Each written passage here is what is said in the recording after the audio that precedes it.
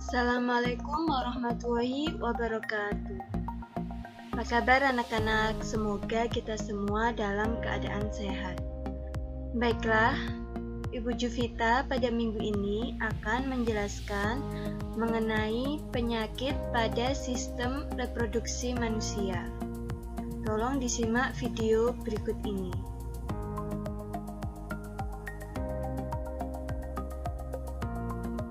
Sebelumnya, Ibu akan menjelaskan mengenai tujuan pembelajaran. Yang pertama, peserta didik dapat mengidentifikasi berbagai penyakit pada sistem reproduksi manusia. Kedua, peserta didik dapat menjelaskan penyebab dari penyakit sistem reproduksi manusia. Yang ketiga, peserta didik dapat menjelaskan gejala penyakit pada sistem reproduksi manusia. Yang keempat, peserta didik dapat memahami cara menjaga sistem reproduksi manusia. Alat reproduksi manusia terbagi menjadi dua, anak-anak, yakni alat reproduksi laki-laki dan alat reproduksi perempuan. Sistem reproduksi manusia sangat rentan terhadap kelainan dan penyakit.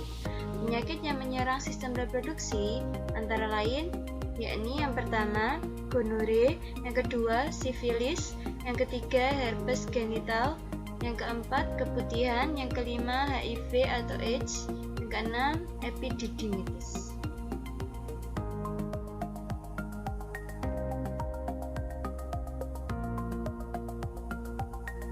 Baiklah, yang pertama Ibu akan menjelaskan mengenai penyakit gonore atau biasa yang dikenal dengan kencing nanah.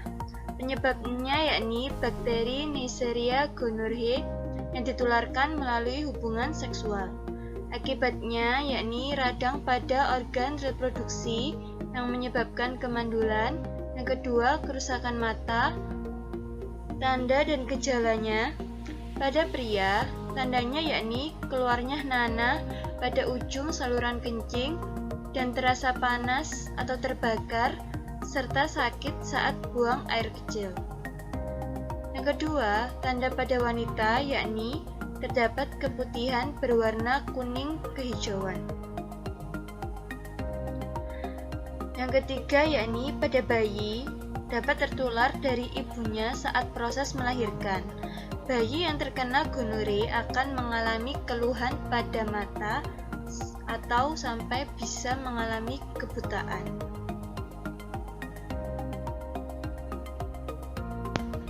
Baiklah, ini adalah gambar dari bakteri penyebab gonore, anak-anak, yakni bakteri Neisseria gonorrhoeae, dan juga di sini ada gambar dari seseorang penderita gonore, di mana dia mengalami kerusakan pada matanya.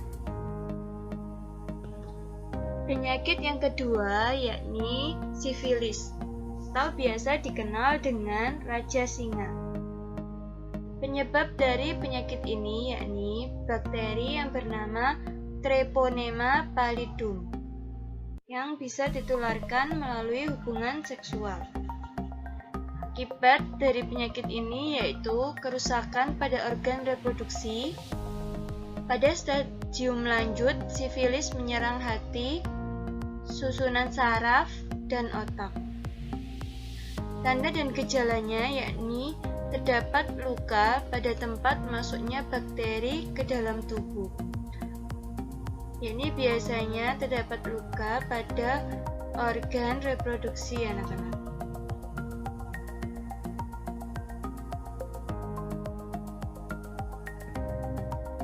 Baiklah anak-anak, di sebelah kiri terdapat gambar dari bakteri Treponema pallidum. Sebelah kanan terdapat gambar gejala penyakit sifilis pada wajah penderita sifilis. Yang ketiga yakni herpes simplex genitalis, disebabkan oleh virus herpes simplex tipe 2 dan ditularkan melalui hubungan seksual. Akibatnya, gangguan pada organ reproduksi, kulit, terdapat gangguan pada kulit dan dapat menyebabkan kanker rahim.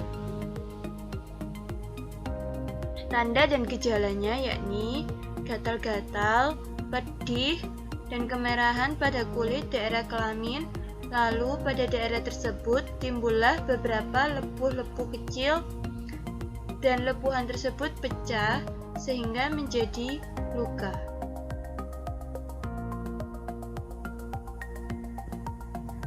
Kita lihat yang paling atas adalah gambar dari virus herpes simplex.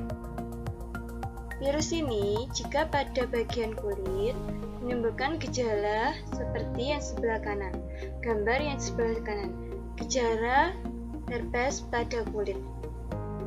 Sedangkan pada alat kelamin, pada organ reproduksi, gejala herpes genital seperti itu ya gambarnya, Nana.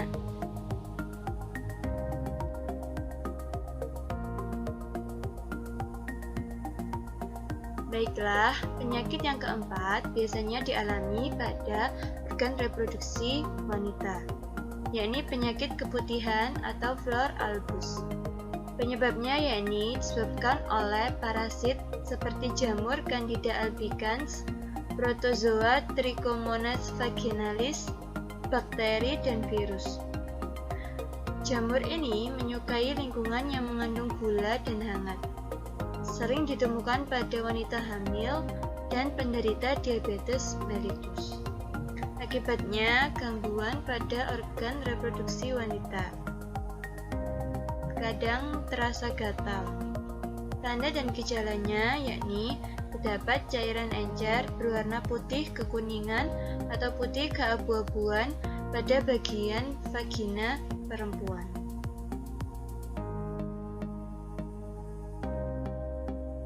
Ini adalah gambar jamur Candida albicans, yaitu yang menyebabkan penyakit keputihan pada daerah kewanitaan. Sebelah kanan terdapat gambar gejala keputihan pada daerah kewanitaan, yaitu di sela-sela selangkangan dan pada organ vagina. Baiklah, untuk penyakit yang kelima, yakni HIV atau AIDS. Penyebabnya yakni virus HIV anak-anak. Akibat dari penyakit ini, hilangnya daya kekebalan tubuh terhadap penyakit karena virus ini menyerang sel-sel darah putih, di mana fungsi dari sel darah putih dalam tubuh kita ialah untuk melawan kuman atau bakteri penyakit. Penyebarannya, HIV/AIDS dapat ditularkan dari orang tua yang terinfeksi kepada anaknya melalui transfusi darah. Dapat ditularkan akibat gaya hidup bebas dan hubungan seksual yang bergonta-ganti pasangan. Dapat ditularkan melalui jarum suntik narkoba yang secara gantian dan tidak steril. Dapat ditularkan dengan kotak cairan tubuh dari penderita AIDS. Bisa dari bersin, air liur, dan lain sebagainya. Seseorang yang terkena penyakit HIV/AIDS memiliki tanda dan gejala anak-anak. Tanda dan gejalanya ini dibagi menjadi 3 fase anak-anak. Fase yang pertama yakni 2-4 minggu awal. Tandanya yakni orangnya akan mengalami flu, sakit kepala, nyeri otot, radang tenggorokan, hilang nafsu makan, sariawan, mudah lelah, dan lain sebagainya. Untuk fase kedua, tidak muncul gejala khas anak-anak. Tetapi diam-diam virus ini menyerang sel-sel darah putih dalam tubuh si penderita. Karena diserang oleh virus, sel darah putih pun berkurang drastis anak-anak. Lama-kelamaan berkurang dan menurun. Fase yang ketiga, yakni stadium akhir, fase ketiga, berat badan menurun secara drastis. Menurun tiba-tiba secara drastis. Sering mengalami demam, diare kronis, diare yang tidak sembuh-sembuh dalam beberapa minggu sampai berbulan-bulan anak-anak. Keempat, yakni fase ketiganya, yakni gejalanya terdapat pembengkakan getah bening. Jadi anak-anak, HIV/AIDS menyerang sistem imun pada manusia. Jika sistem kekebalan tubuhnya terserang oleh penyakit, terserang oleh virus HIV, maka orang tersebut tidak dapat mempertahankan daya tubuhnya terhadap penyakit itu, sehingga tubuhnya bisa terkena berbagai macam penyakit.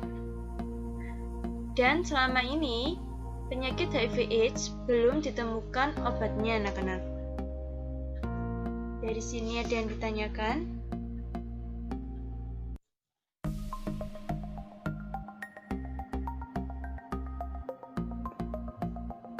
Sebelah kiri terdapat gambar virus HIV yang dapat menyebabkan penyakit HIV/AIDS. Sebelah kanan yakni gambar dari penderita HIV/AIDS yang lama-kelamaan berat badannya menurun drastis dan sistem kekebalan imunnya menurun. Yang keenam yakni penyakit epididymitis. Penyakit ini menyerang pada pria, menyerang pada laki-laki anak-anak. Penyebabnya yakni infeksi yang ditularkan melalui hubungan seksual. Akibatnya, testis atau salah satu testisnya membengkak. Tanda dan gejalanya yakni timbul rasa nyeri di testis serta terjadinya pembengkakan testis. Baiklah anak-anak, Ibu akan menjelaskan upaya pencegahan dari penyakit sistem reproduksi manusia. Tolong disimak ya. Yang pertama yakni menggunakan celana dalam yang berbahan katun dan bertekstur lembut. Hindari bahan yang bersifat panas, kurang menyerap keringat, dan berbahan ketat, misalnya jeans. Yang kedua, membilas bersih organ reproduksi setelah kalian kencing atau buang air besar.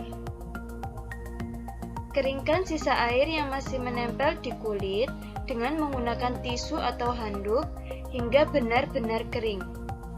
Ini akan mengurangi resiko terjadinya infeksi oleh jamur pada bagian organ reproduksi anak-anak. Yang ketiga yakni mengganti celana dalam 2-3 kali dalam sehari-hari. Yang keempat, memotong rambut pada organ reproduksi secara rutin. Karena apabila terlalu panjang, akan menjadi sarang kuman. Yang kelima, yakni rajin berolahraga dan banyak mengkonsumsi buah dan sayur. Selain bermanfaat bagi kesehatan, juga dapat mencegah terjadinya infeksi organ reproduksi oleh jamur. Selanjutnya, bagi perempuan saat menstruasi, sering-seringlah mengganti pembalut anak-anak. Pada saat aliran darah banyak, kamu dapat menggantinya minimal 2-3 jam sekali. Darah yang tertampung pada pembalut dapat menjadi media tumbuhnya kuman penyebab infeksi. Bagi wanita, hindari menggunakan sabun pembersih daerah kewanitaan dan panty liner secara terus-menerus. Penggunaan sabun pembersih akan mengubah pH vagina anak-anak dan dapat membunuh bakteri baik dalam vagina. Yang selanjutnya dapat memicu tumbuhnya jamur anak-anak. Sedangkan penggunaan panty liner secara terus-menerus dapat menyebabkan daerah kewanitaan menjadi lembab, sehingga memudahkan bakteri dan jamur masuk. Atau seringkali menyebabkan munculnya jerawat di daerah kewanitaan dan menyebabkan iritasi pada kulit. Sini ada yang ditanyakan. Baiklah anak-anak, sekian dari Bu Juvita. Semangat belajar di rumah. Bu akhiri, wassalamualaikum warahmatullahi wabarakatuh.